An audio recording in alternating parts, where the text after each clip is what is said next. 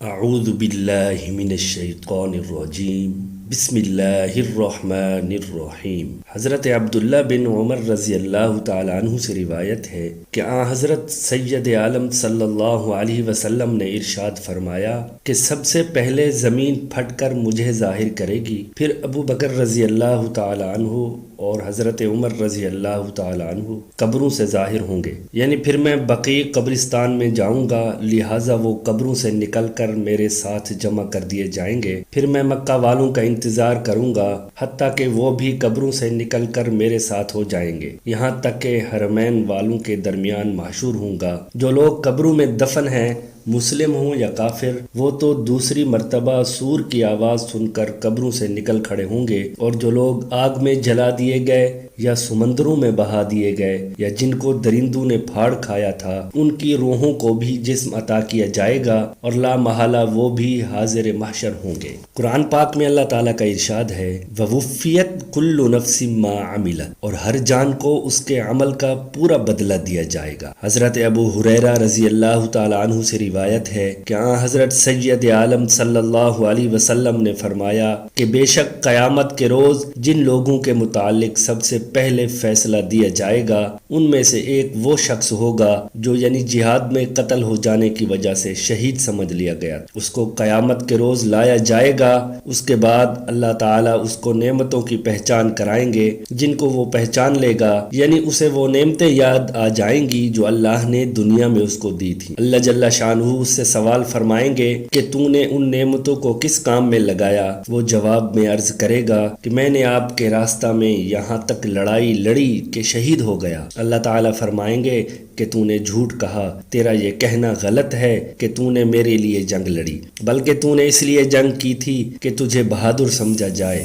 سو اس کا پھل تجھے مل چکا اور دنیا میں تیرا نام ہو چکا۔ اس کے بعد حکم ہوگا کہ اسے منہ کے بھل کھینچ کر دوزخ میں ڈال دیا جائے، چنانچہ تعمیل حکم کر دی جائے گی۔ اور ایک وہ شخص بھی ان لوگوں میں ہوگا جس کے متعلق سب سے پہلے فیصلہ کیا جائے گا، جس نے علم یعنی دین سیکھا اور سکھایا اور قرآن پڑھا۔ اسے قیامت کے روز لایا جائے گا، اس کے بعد اللہ تعالیٰ اس کو اپنی نعمتوں کی پہچان کرائیں گے، چنانچہ وہ پہچان کر لے گا۔ اس سے اللہ تعالیٰ سوال فرمائیں گے کہ تو نے ان نعمتوں کو کس طرح کام میں لگایا؟ وہ جواب دے گا کہ میں نے علم حاصل کیا اور دوسروں کو سکھایا اور آپ کی رضا کے لیے قرآن پڑھا۔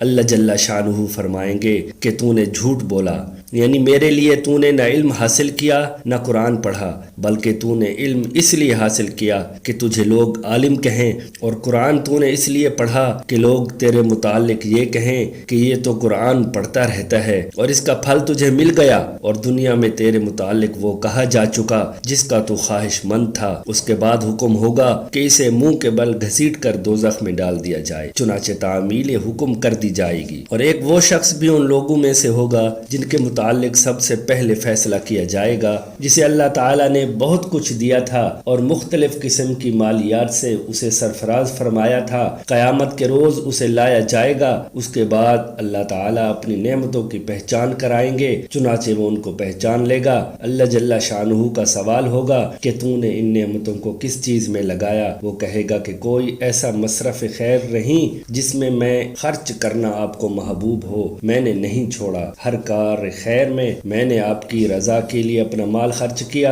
اللہ جل شانہ فرمائیں گے کہ تو نے جھوٹ بولا، میرے لیے تو نے خرچ نہیں کیا، بلکہ تو نے یہ کام اس لیے کیا کہ تیرے متعلق یہ کہا جائے کہ وہ سخی ہے، چنانچہ کہا جا چکا اور تیرا مقصد پورا ہو گیا۔ اس کے بعد حکم ہوگا کہ اسے منہ کے بل گھسیٹ کر دوزخ میں ڈال دیا جائے، چنانچہ تعمیل کر دی جائے گی۔